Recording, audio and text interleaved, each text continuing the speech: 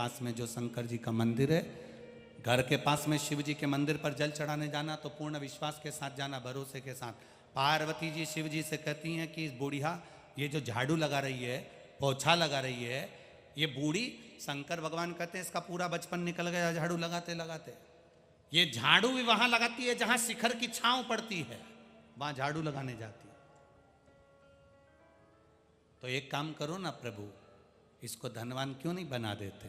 शंकर भगवान बोल रहे हैं, ले मैं तुझे एक हीरा देता हूं, ऐसा कोहिनूर हीरा बुढ़िया को दे दे, जहां कचरे का ढेर है वहां पटक दे। पार्वती जी ने कोहिनूर हीरा कचरे के ढेर में पटक दिया। बुढ़िया ने झाड़ू लगाई, कोहिनूर हीरा मिला, बुढ़िया ने अपने पल्लू में उस हीरे को बांध लिया। हीरे को पल्लू में बांध, हीरा ले गई, घर पहुंची, कोहिनूर हीरे को देखा। वो हीरा जिसको प्राप्त कर लिया उसने उसकी 7 पीढ़ी बिना काम करे भोजन कर सकती है। इतना कीमती हीरा उस बुढ़िया को पार्वती जी ने दे दिया। अब पार्वती जी बोली, बस बुढ़िया को हीरा मिल गया, पैसा मिल गया, 7 पीढ़ी उसकी बैठकर खा सकती है, इतना कीमती हीरा बुढ़िया को मिला है। अब ये झाड़ू नहीं लगाई। दूसरे दिन फिर पार्वती जी शंकर जी के साथ घूमने गई तो फिर वो झाड़ू लगाती मिल गई। फिर वापिस झाड़ू लगा रही है।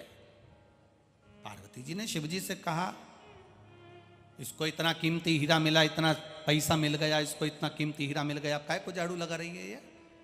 पार्वती जी से शंकर भगवान बोले, तू खुद जाके पूछ ले। पार्वती जी ने बुढ़िया का रूप रखकर बूढ़ी माँ से पूछा, माँ तेरे को कल यहां से हीरा मिला है? बूढ़ी माँ ने कहा, कोहिनूर हीरा मिला है। हाँ, कितने का है? कि मेरी 7 पीढ़ी बैठकर खा लेगी, इतना कीमती हीरा मुझे भगवान ने दिया है। तो माँ फिर तू झाड़ू क्यों लगा रही है?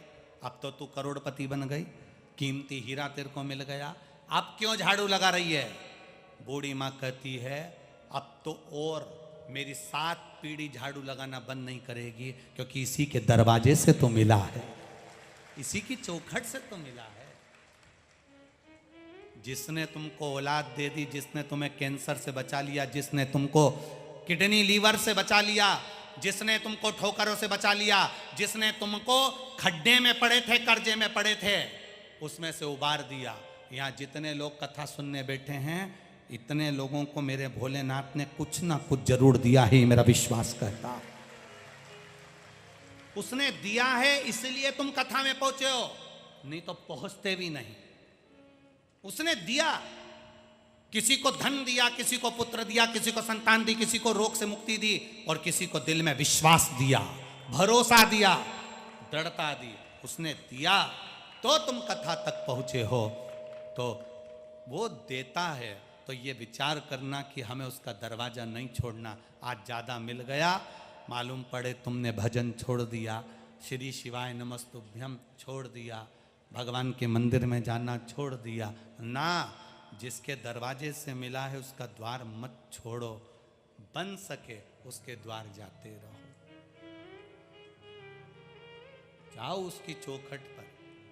कई लोग कुबेरेश्वर धाम आते हैं और आकर कहते हैं, गुरुजी हमने तो नियम बना लिया, महीने में 1 बार आ जाते हैं, कोई कहता है साल में 1-2 बार आ जाते हैं, कोई कहता है 6 महीने में पहुंच जाते हैं। हमने कहा ऐसा नियम उसने दिया है, वो कुबेर भंडारी ने हमारा भंडार भरा है, तो हम भी उसकी चौखट पर आकर प्रणाम कर कर चले जाते हैं। और क्या चाहिए?